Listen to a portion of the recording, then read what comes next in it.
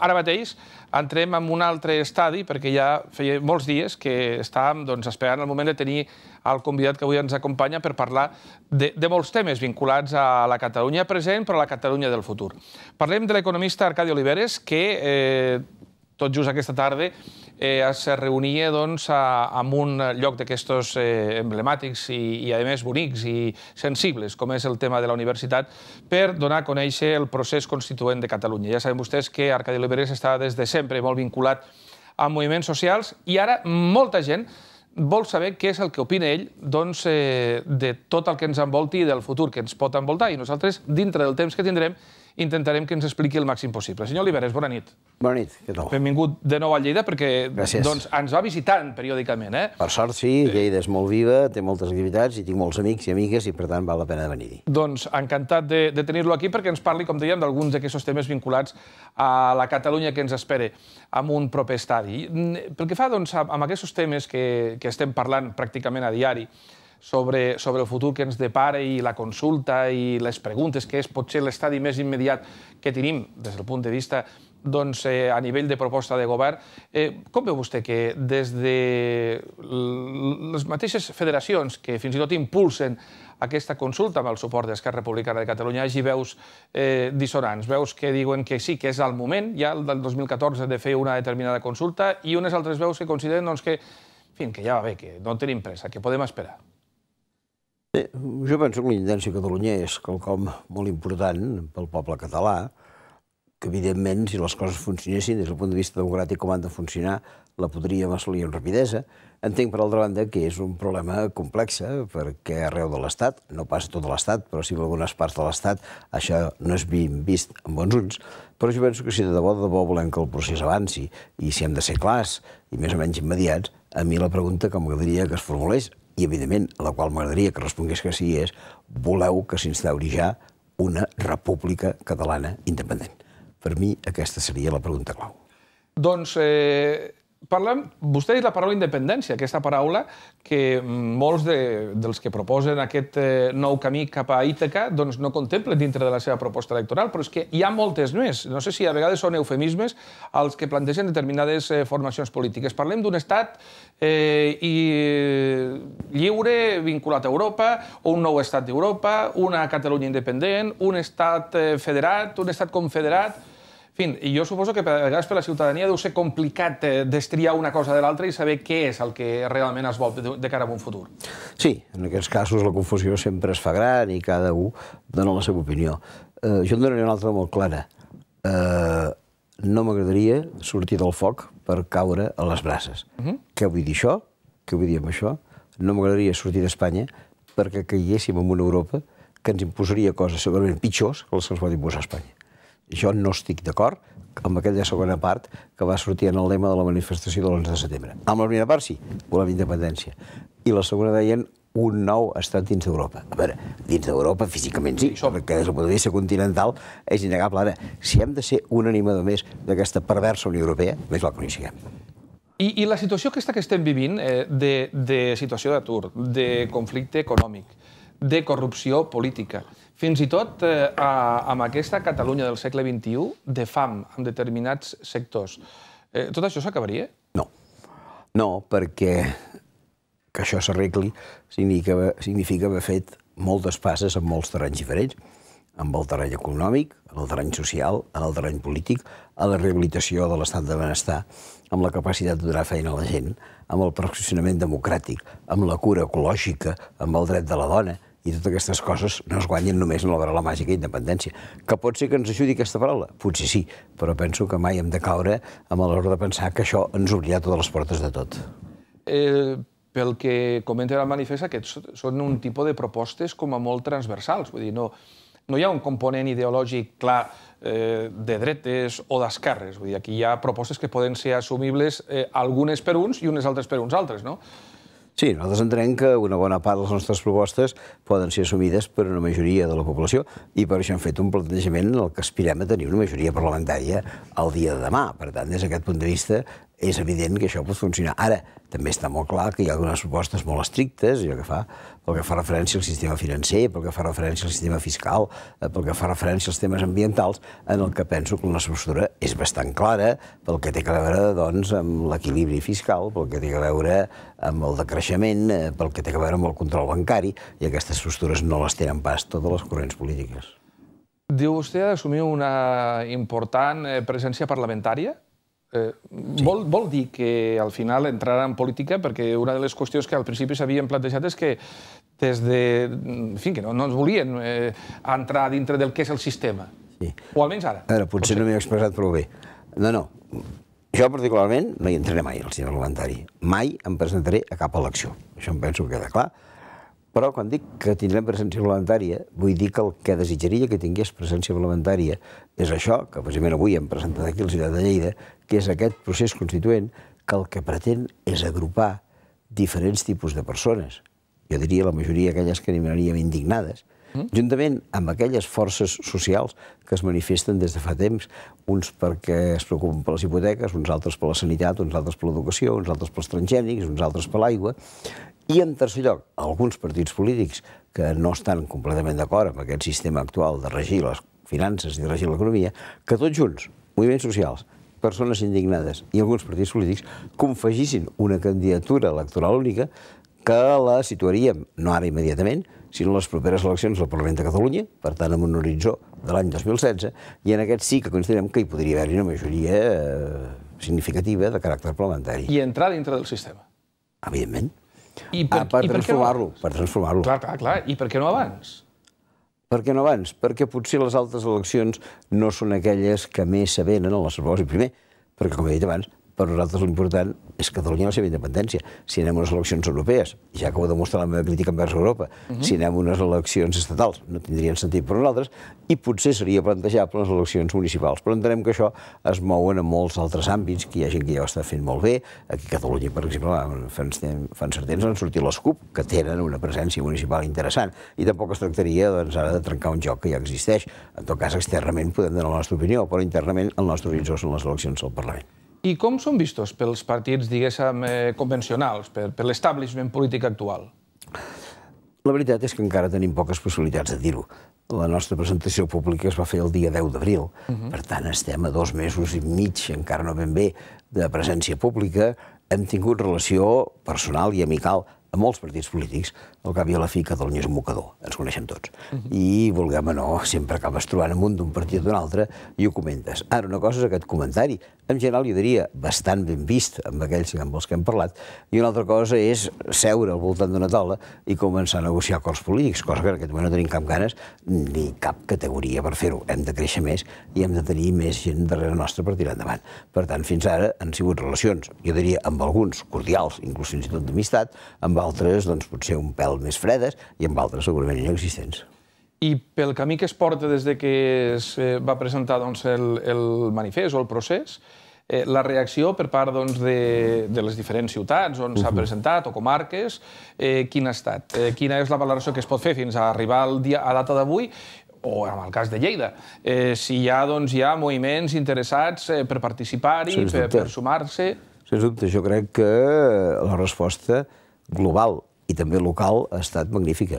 En aquests 2 mesos hem rebut ja més de 40.000 adhesions a la nostra pàgina web, que a més tenint en compte que va haver-hi un error informàtic i els primers dies no funcionava, que era quan més haurien arribat, doncs podríem pensar que podrien ser algunes més i esperem que en siguin algunes més. No únicament reaccions d'adhesió, sinó reaccions de gent que vol participar activament en el procés. I després també aquesta presència, com la d'avui a la ciutat de Lleida, en pobles i comarques en les que pensem que primer s'ha de presentar el projecte i en segon lloc s'ha de crear una assemblea local. D'aquest estil, a l'hores d'ara i en aquests 2 mesos ja en portem constituïdes 80 arreu de Catalunya, el qual significa un bon aport, vol dir que hi ha 80 poblacions a Catalunya que ja han creat un grup de gent que està disposada a tirar endavant periòdicament reunions d'aquesta assemblea, anar aportant idees de transformació que nosaltres, evidentment, haurem de recollir i després, inversament, retransmetre-la cap a altres llocs. Moviments com l'Assemblea Nacional Catalana, moviments d'aquest tipus tenen cabuda o ja formen part? Com estarà estructurat, més o menys, això? Perquè ara estan sortint molts grups que cadascú... I això és positiu, perquè vol dir que hi ha molta vitalitat i que hi ha molta voluntat de canviar les coses, i entenc que en aquest sentit això és positiu. En quant a l'Assemblea Nacional Catalana, nosaltres hem tingut algunes converses amb ells, del mateix estil de les converses que hem tingut amb partits polítics, sens dubte que és un naixement de caràcter similar, és un poble que es mobilitza amb voluntat de fer una cosa, però també hi poden haver-hi algunes diferències. Jo diria que ells han col·locat fonamentalment des del principi, clarament, la paraula independència davant de tot i la voluntat d'un procés nacional. Nosaltres creiem aquesta independència, jo mateix dic que la pregunta hauria de ser sobre la República Catalana Independent, però també ens agrada afegir una sèrie de qüestions en un catàleg, que es veu en el nostre decàleg, que és més aviat de caire social, que no vull dir que l'Assemblea Nacional Catalana no els tingui, perquè darrerament estan creant moltes comissions en aquest sentit, el qual podria dir que un dia o altre podríem anar junts en algun aspecte, i de moment el que sí que hem tingut és molt bon tracte personal. Si parlem d'alguns dels aspectes que figuren dintre d'aquest decàleg, doncs podem trobar algunes d'aquestes que són, jo no sé si, potser des del punt de vista d'una reflexió interessants, però potser per portar a la pràctica més complicades, perquè es parla de l'expropiació de la banca privada, defensa d'una banca pública i ètica i fre a l'especulació financera, fiscalitat justa, auditoria del deute i impagament del deute il·legítim. I tot això en un punt. N'hi venen més, però tot això en un punt. Això és factible de fer-ho? Mira, l'altre dia una enquesta alemanya parlava que em penso que era el 70 o el 72% de l'opinió pública alemanya voldria que la banca fos pública. A Alemanya, on els bancs van bé, no aquí. I aquí s'hi en compte quin ha sigut el terrabastall del funcionament de la banca, com ens ha costat diners a tots. El govern espanyol ha hagut de destinar per salvar la banca gairebé 250.000 milions d'euros. Pensi que això és l'equivalent de 2 anys de pagament de pensions. No podem destinar a una banca que després rep aquests diners, forra amb indemnitzacions suculentes en els seus directius, pocs dels quals acaben processats, i finalment no aconsegueix ni un sol crèdit ni a les persones ni a les famílies. Una banca d'aquest estil no ens pot agradar, l'hem de transformar o bé en pública o bé en ètica, això és evident. Li preguntava per la seva relació amb els polítics de l'establishment, perquè hi ha un punt d'aquestos que els hi toca, doncs, hi ha bastants, però hi ha un que els hi toca directament, que és el tema de la democràcia participativa, la reforma electoral, el control dels càrrecs electes, l'eliminació dels privilegis dels polítics i una lluita decidida contra la corrupció. Tot això els hi afecta, diguéssim, al moll de l'os de la seva gestió i de la seva tasca habitual. Vist des de fora, un pot entendre que no estan per la labor. No sé si amb els tractes que han tingut amb vostès diuen que sí, que això s'hauria de fer. Miri, jo crec que hi ha corrupció enorme política, però potser li diré més. Entenc personalment que hi ha més corrupció econòmica que no pas corrupció política. El que passa que el polític té una desgràcia, que és que dona la... Sí, però el polític té la desgràcia que dona la cara. És a dir, un polític el veurem pel carrer i el jutjarem si porta un cotxe oficial, si cobra una pensió fins als 100 anys. En canvi, un banquer o un especulador financer no està tan ficat davant de l'opinió pública i probablement pot cometre més casos de corrupció que l'anterior. Això no vol dir que jo redimeixin els polítics, però també voldria dir que no tots els polítics són iguals i que de vegades la feina política és digna, perquè aquell que es dedica a la política vol tractar de servir als altres. De vegades no ho farà, i moltes vegades no ho farà. I per tant vol dir que aquí cal una renovació de tot allò que seria la idea del servei públic, sigui fet a l'economia, sigui fet a la societat, sigui fet a la vida política. Vostè que suposo que ha tingut contacte directe amb plataformes com la d'Afectats per la Hipoteca, que estan vivint, en alguns casos a nivell familiar, autèntics drames, plantegen el fet d'habitatge digne per a tothom, que això ja ho recull la pròpia Constitució, moratòria dels desnonaments i la dació en pagament retroactiva. Jo no sé si això, vostè que és economista m'ho dirà, des del punt de vista econòmic és sostenible. Des del punt de vista econòmic és una aberració el que està passant avui en dia. També. A l'estat espanyol, si no m'equivoco, hi ha al voltant de 3 milions o 3 milions i mig de pisos buits, mentre que al mateix temps hi ha 1 milió de persones que, pel fet d'haver estat desnonades, no tenen accés a un pis. Quan jo de jovenet vaig trepitjar la Facultat d'Econòmiques, em van dir que l'economia servia per utilitzar béns que ens dona la naturalesa, transformar-los i oferir-los al servei de la gent. Tenim béns, tenim calç, tenim ciment, tenim aigua, tenim fusta, fem cases. Què fem amb aquestes cases? Les deixem buides. I què li passa al que no té casa? Que ha d'anar a dormir amb un caixer automàtic. Això no pot ser. Això és una aberració de l'economia. Per tant, el sistema immobiliari tal qual funciona és gravíssim. I, per descomptat, els primers responsables en són els bancs. I segon, les administracions públiques que no hi han posat fre. Parlen amb aquest decàleg, m'estic saltant algun punt perquè no tindrem temps per tots, però parla de drets de la ciutadania per a tothom, no a la xenofòbia, i la derogació de la legislació d'estrangeria. Li plantejo el tema de l'estrangeria perquè durant aquests darrers dies hem tingut aquí un determinat incident quan la subdelegada del govern de l'Estat va parlar d'uns controls que es fan periòdicament al centre històric de Lleida vinculats a la recerca d'estrangers. Entenc que la recerca d'estrangers en situació il·legal, no?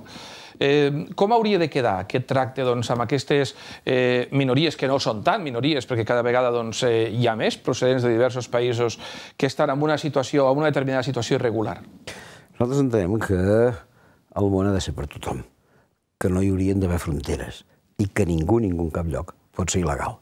Una cosa és que tingui o no tingui els papers en regla. I, evidentment, els papers s'han de tenir en regla sempre i quan l'Estat facilita la manera d'obtenir-los.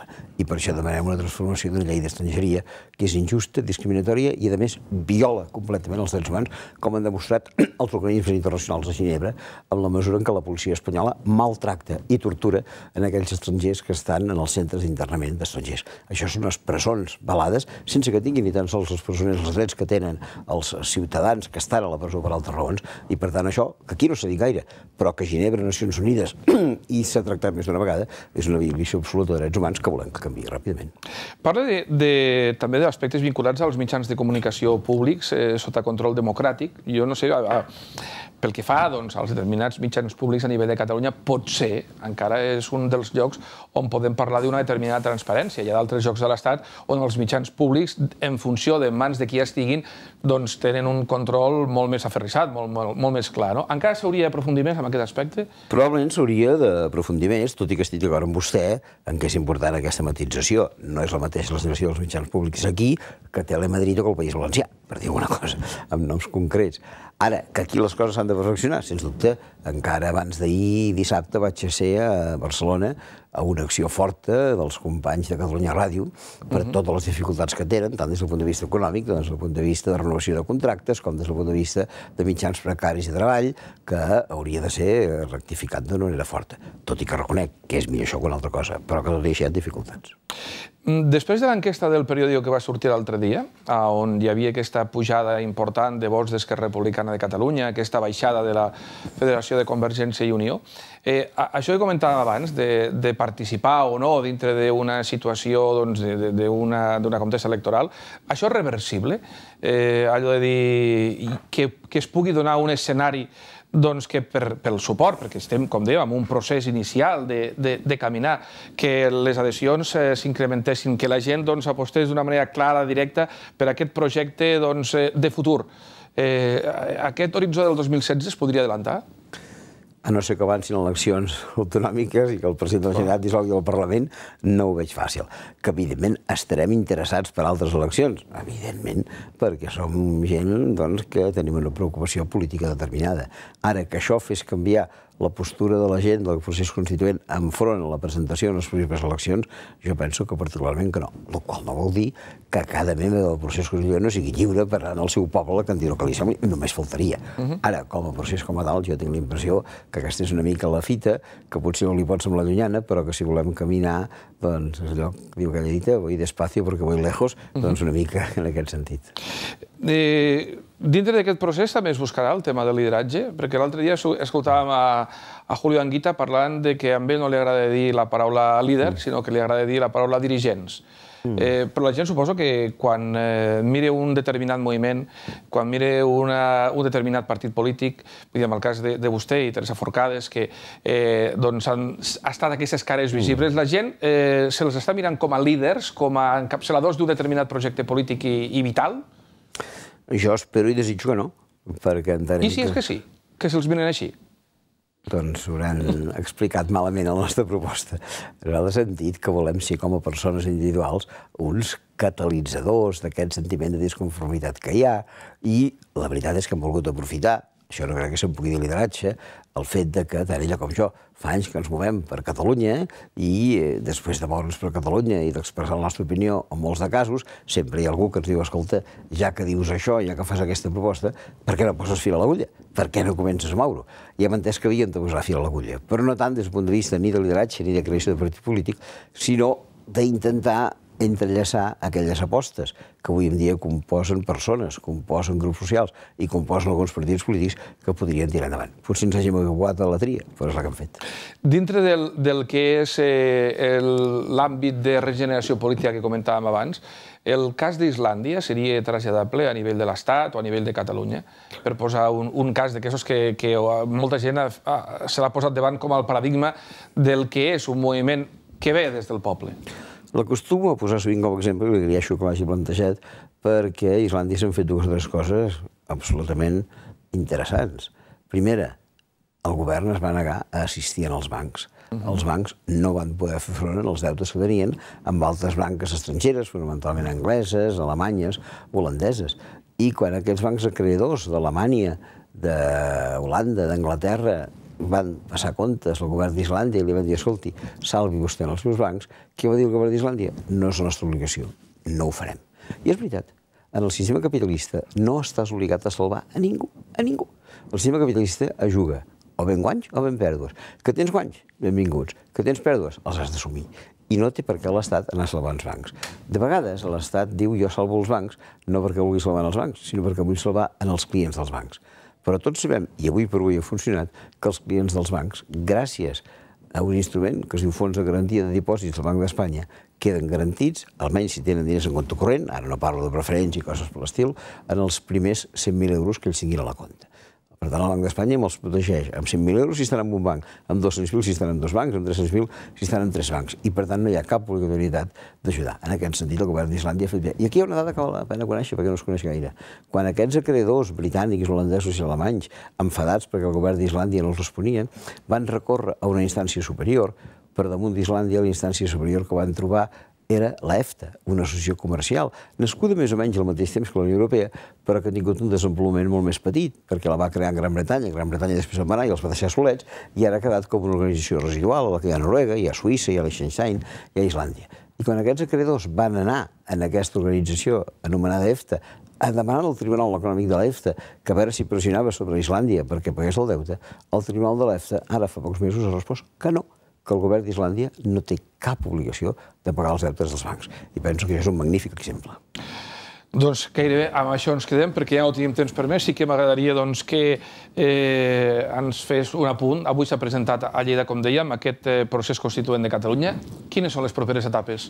Bé, cadascú farà les que vulgui i nosaltres no ens imposarem pas el que hagin de fer els lleidatans o les Terres de Ponent. Ara, el que sí que s'acostuma a fer a totes aquestes sessions, una primera de presentació, que és la d'avui, i després demanar que a cada una d'aquestes poblacions es constitueixi una mena d'assemblea local. Un grup local que prengui la torxa i que no únicament amb una sola reunió, això és un petit poblet amb una sola reunió, però en una ciutat com Lleida poden ser 3 reunions, una que parli de finances, una que parli d'energia, una que parli de comunicacions, una que parli d'una altra cosa, i que aquestes comissions es vagin reunint, aportin una mica el fruit del debat, que és l'opinió de la gent sobre determinats temes, que això ens ho trametin a nosaltres ho tornarem a reflectir a totes les altres comissions locals que s'han anat creant, i d'aquesta manera anirem animant un debat que entenem que haurà d'enriquir aquelles propostes electorals que hauran de sortir d'aquí uns anys. I mentrestant, evidentment, hauran d'enriquir també tots aquells moviments socials que tenen ganes de participar-hi. I això no només vinculat a associacions, diguéssim, amb el seu NIF, sinó a persones individuals, associacions, tinguin NIF o no tinguin NIF,